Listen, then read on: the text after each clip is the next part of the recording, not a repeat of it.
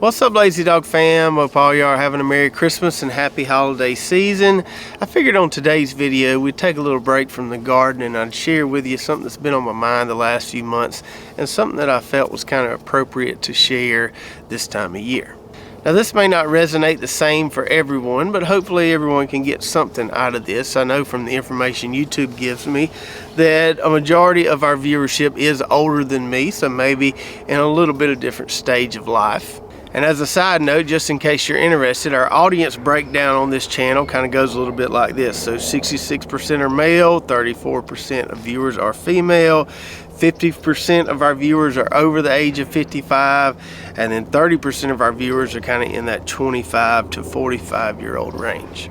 But anyways, let me get to the point here. So you may have noticed over the last month or so that we stopped doing those little YouTube short videos that we would normally publish in the morning, and we do plan on getting back on schedule with those somewhat in 2024. There may be a point where we're not able to do 3 long videos a week. Maybe we're only able to do 2 long videos a week. And that has a lot to do with kind of the stage of life I'm in right now and my time commitment, which is what I'm going to explain in this video. So to start out with a little background on myself, I'm kind of a workaholic. Maybe kind of isn't the word, I just am. My wife gets on to me all the time about it. I've gotten a little better the last year or two, but I'm still pretty bad. As most of you know, I have a marketing business. That's my full-time day job, and then we do all this Lazy Dog Farm stuff kind of on the side. So I do my marketing stuff, you know, from 8 to 5, 8 to 5:30 during the day. A lot of times I don't eat lunch. I just work right through lunch.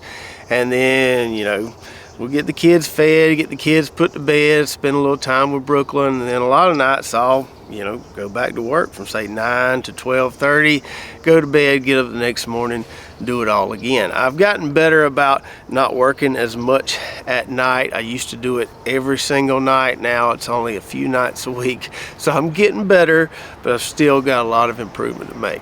And if you're a workaholic, there may be different things that motivate you to work so much. Some people are trying to build this big legacy for themselves. That's never really been my goal.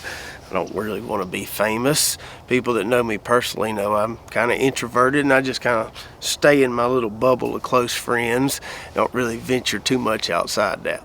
So the reason I feel like I work so much is just to provide for my kids. I want my kids to be able to have access to anything they need to succeed.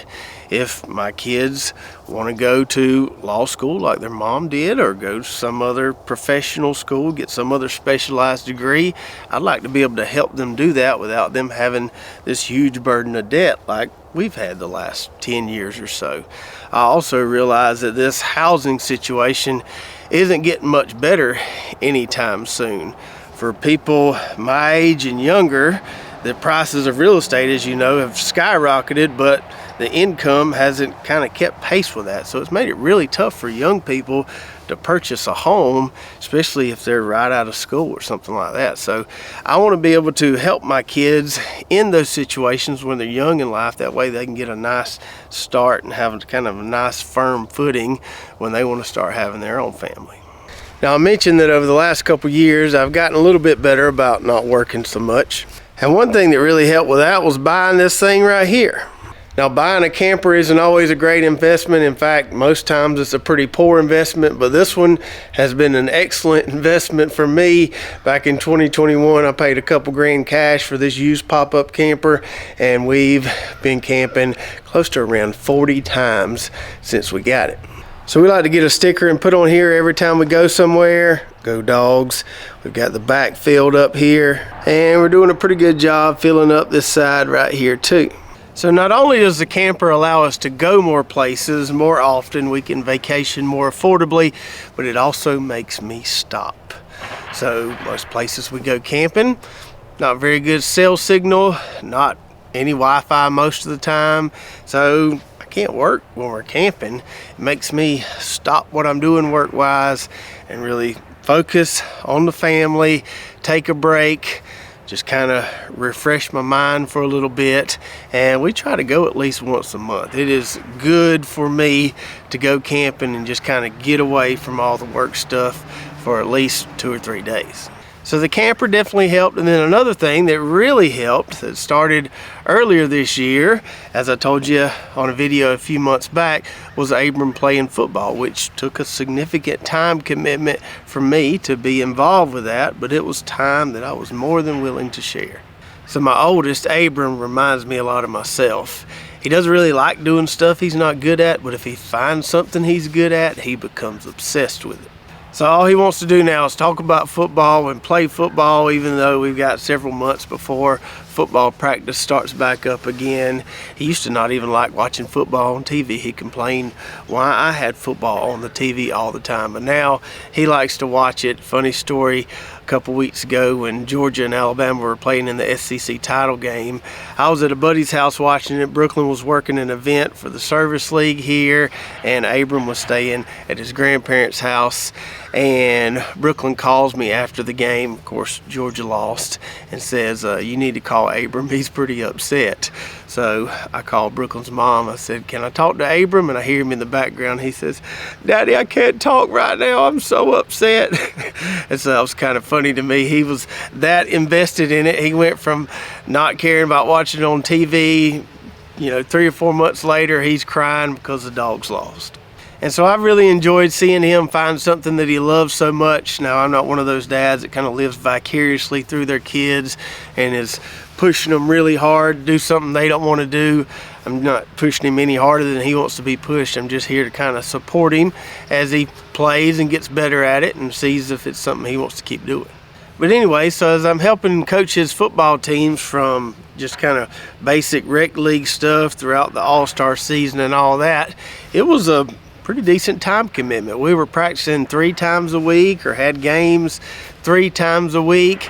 A lot of times those games or practices would start around 5:30, which meant we had to leave the house sometimes 4:30, 4:45 to get to town to do all that. So I had to cut off my work day a lot earlier than I was used to cutting it off. And that meant that some stuff just didn't get done. And I will admit, the first week or two, it made me feel kind of uncomfortable, but after a while, it kind of made me feel good. It was nice to just kind of leave it there. I can do this tomorrow. It's not that pressing. And really go enjoy spending that time with Abram and those other kids and just teaching them some nice life lessons and, learning how to play together. So I felt like my mindset was changing a little bit, but it didn't really hit me till a couple weeks ago when we were getting ready to go camping in the mountains. Now, in the past, the night before we were leaving to go camping, I was usually staying up to 1 o'clock at night. I was, checking things off my list, all this stuff I had to do before I leave, kind of stressed, staying up late, making sure I got everything done before we left the next morning. But a couple weeks ago, I didn't really feel like that. I didn't really feel this pressure to do all these things that didn't really need to be done right then.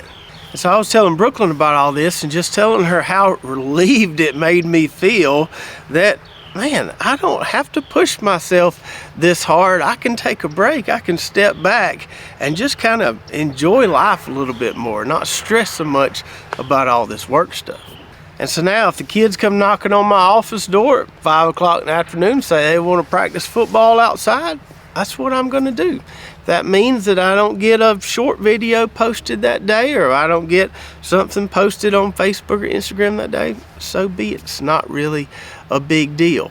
It hasn't really changed anything when I miss posting something, but it has changed something as far as the valuable time I get to spend and just that cool down period of, leaving work over here and focusing on what's really important. Now, I've heard this phrase my entire life, that they're only little once, and that's certainly true, but it's one of those things you don't really think about that much until you're actually in it. And then all of a sudden you realize, man, I may be letting some stuff slip by. I need to kind of refocus my priorities a little bit.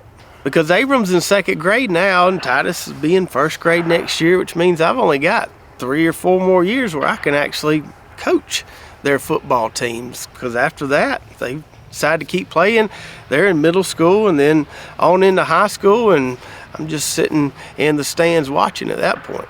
So I guess the take-home message here is enjoy the time with your kids, or enjoy the time with people you like spending time with. Work can wait. You don't always have to complete that next task just to finish out the day. Sometimes you can push that stuff to the side, spend some valuable time with people you love, because you only live once. Now, I'm pretty stubborn, so it's taken me a lot longer than it probably should have. My wife's finally glad to see I'm breaking through a little bit, learning to leave work stuff over here and focus on what's important. Sometimes it's tough to do when you work at home, because it's not like when you leave a physical office location, go home, you're leaving work there. When you work from home like I do, it's always just a couple steps away, through the side door over to my office. But slowly getting there. I'm getting better, and I feel better now that I have kind of release that burden of working so much, and just makes you feel better when you're spending time with your kids outside doing fun stuff, and you're seeing that interaction take place and seeing those relationships build. So I know this didn't have anything to do with gardening, but hopefully you enjoyed my story, and hopefully you got something from it, hopefully that you can apply to your life. And as I mentioned earlier, hope everybody has a Merry Christmas and Happy Holidays, and we'll see you next time right here at Lazy Dog Farm.